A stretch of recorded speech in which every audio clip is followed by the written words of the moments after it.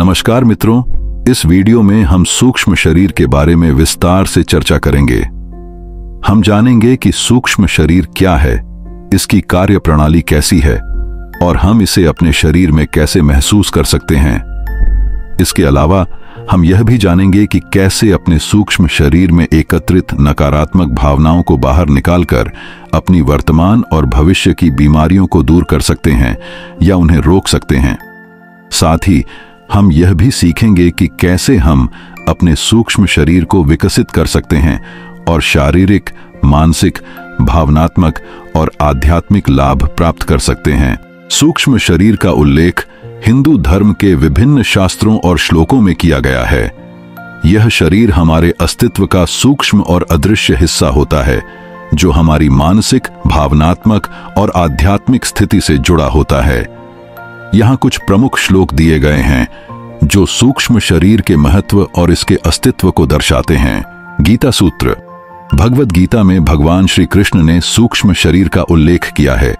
इसमें वे कहते हैं कि मनुष्य के पास एक स्थूल शरीर और एक सूक्ष्म शरीर होता है जो मृत्यु के बाद भी जीवित रहता है। देहिनोस्मिन्यथा देहे कौमारम यौवनम जरा तथा देहांत प्राप्तिर्धीरस्तत्र न मुह्यति। अर्थात जिस प्रकार इस देह में बाल्यावस्था, युवावस्था और बुढ़ापे के परिवर्तन होते हैं, वैसे ही इस शरीर में मरने के बाद भी आत्मा, सूक्ष्म शरीर का परिवर्तन होता है, परंतु यह आत्मा कभी नष्ट नहीं होती। यह श्लोक सूक्ष्म शरीर के अस्तित्व को दर्शाता है, जो जीवन के प्रत्येक काल में अपने रूप बदलता रहता है, लेकिन हमेशा जीवित रहता है। श्वेताश्वतर उपनिषद। सूक्ष्म शरीर का उल्लेख श्वेताश्वतर उपनिषद में भी किया गया है, जिसमें यह बताया गया है कि मनुष्य का सूक्ष्म शरीर परमात्मा से जुड़ा हुआ है और यह आत्मा के मार्गदर्शन में महत्वपूर्ण भूमिका निभाता है।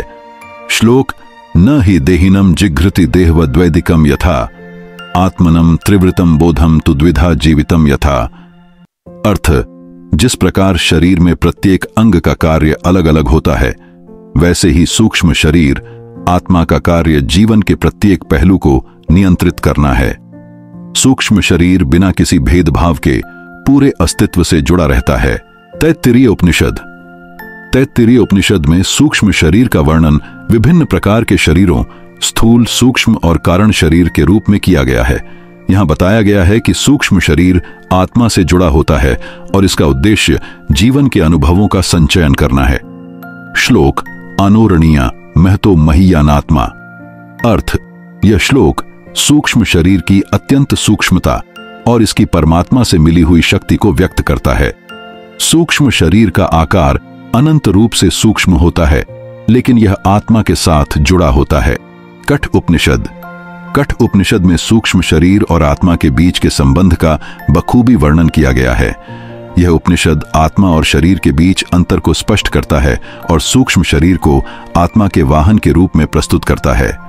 श्लोक नायमात्मा प्रवचनेन लभ्य न मेधया न बहुना श्रुतेन यमे वैश वृणुते तेन लभ्य तस्मै श्री गुरुवे नमः।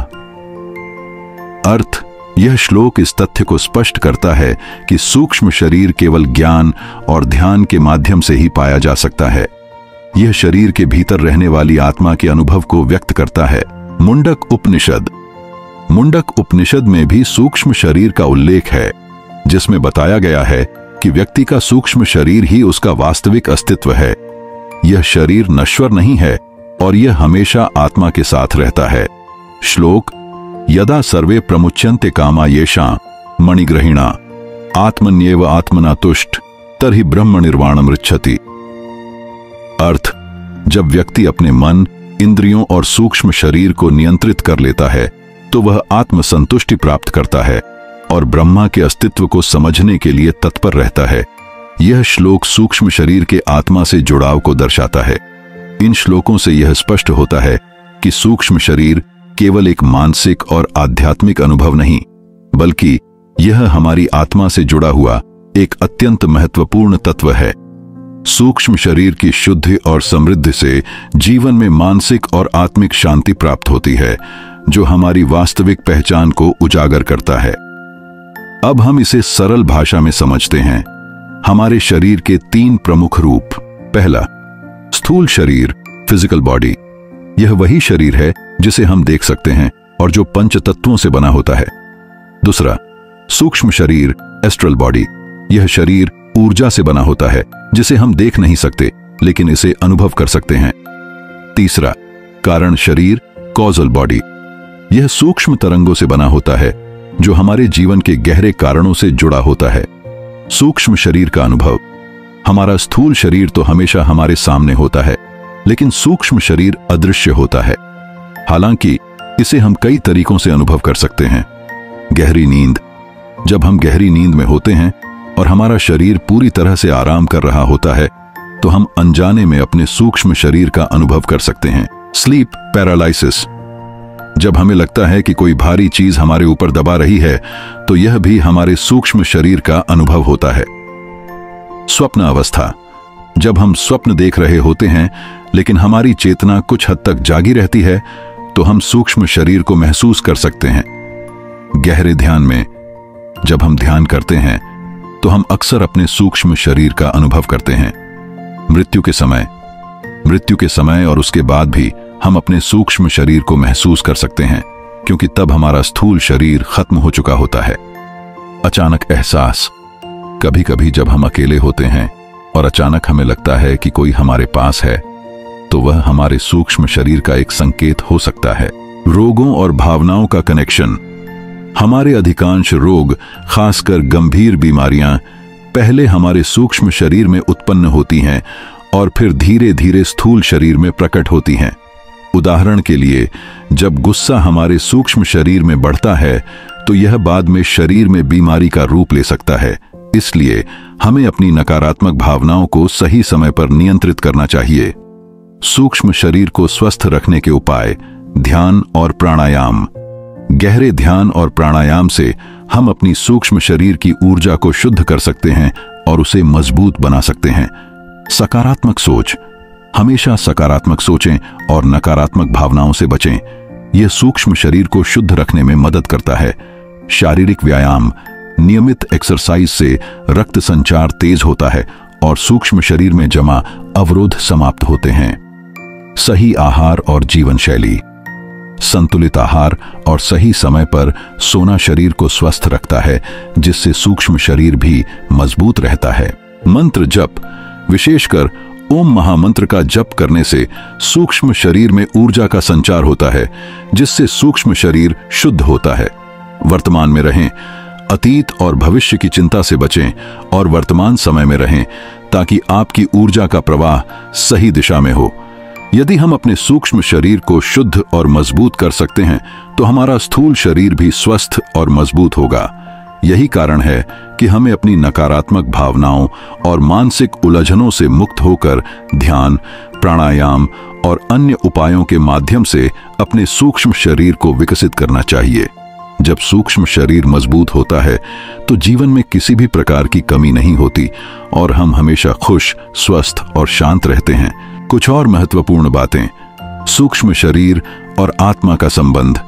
सूक्ष्म शरीर को शुद्ध करने से हमारी आत्मा का विकास होता है। आत्मा के मार्ग पर चलने से हम जीवन के गहरे उद्देश्य को समझने में सक्षम होते हैं। जब हम सूक्ष्म शरीर को संतुलित करते हैं तो आत्मा के साथ हमारा संबंध मजबूत होता है जिससे जीवन में संतुलन और शांति का अनुभव होता है। समय के साथ सूक्ष्म शरीर में बदलाव। जैसे जैसे हम आत्मज्ञान की ओर बढ़ते हैं हमारा सूक्ष्म शरीर भी विकसित होता है। ध्यान और साधना के अभ्यास से सूक्ष्म शरीर के ऊर्जा स्तर में वृद्धि होती है जो हमारे मानसिक और शारीरिक स्वास्थ्य पर सकारात्मक प्रभाव डालता है। शारीरिक बीमारियों से बचाव। सूक्ष्म शरीर को स्वस्थ और मजबूत रखने से हम न केवल मानसिक शांति प्राप्त करते हैं बल्कि शारीरिक बीमारियों से भी बच सकते हैं। जब हमारा सूक्ष्म शरीर स्वस्थ होता है तो ऊर्जा का प्रवाह सही तरीके से होता है और बीमारियां हमें नहीं घेर पाती। सूक्ष्म शरीर के साथ संवाद। सूक्ष्म शरीर से जुड़ी हमारी भावनाएं और इच्छाएं हमें किसी न किसी रूप में संकेत देती रहती हैं। यदि हम इन संकेतों को समझने की कोशिश करें तो हम अपनी जीवन शैली में सकारात्मक बदलाव ला सकते हैं। अपने सूक्ष्म शरीर से संवाद करना सीखने से हम अपने जीवन में हार्मनी और बैलेंस बना सकते हैं। अपने आंतरिक ज्ञान को पहचानें। प्रत्येक व्यक्ति में आंतरिक ज्ञान होता है जो सूक्ष्म शरीर के माध्यम से प्रकट होता है। जब हम अपने सूक्ष्म शरीर को शुद्ध करते हैं तो हम अपने आंतरिक ज्ञान और आध्यात्मिक समझ को बेहतर तरीके से समझ सकते हैं। यह हमें सही निर्णय लेने और जीवन में सच्चे उद्देश्य की ओर बढ़ने में मदद करता है। अंत में ध्यान रखें, हम सभी के अंदर एक अदृश्य शक्ति होती है जो हमारे जीवन को शांति, संतुलन और समृद्धि प्रदान कर सकती है। सूक्ष्म शरीर की देखभाल करना, उसे शुद्ध और संतुलित रखना हमारे जीवन को और भी सुंदर बना सकता है। इसलिए अपने सूक्ष्म शरीर का ध्यान रखें, सकारात्मक सोचें और जीवन के हर पहलू में सुधार लाने की कोशिश करें। मित्रों, मुझे आशा है कि आपको हमारी यह प्रस्तुति अच्छी लगी होगी। यदि आपको यह जानकारी लाभकारी लगे तो कृपया कमेंट्स में बताएं और हमारे चैनल को सब्सक्राइब करें ताकि हमारी अगली वीडियो आप तक आसानी से पहुंच सके। तो मिलते हैं एक ऐसी ही वीडियो के साथ। तब तक के लिए आपका धन्यवाद।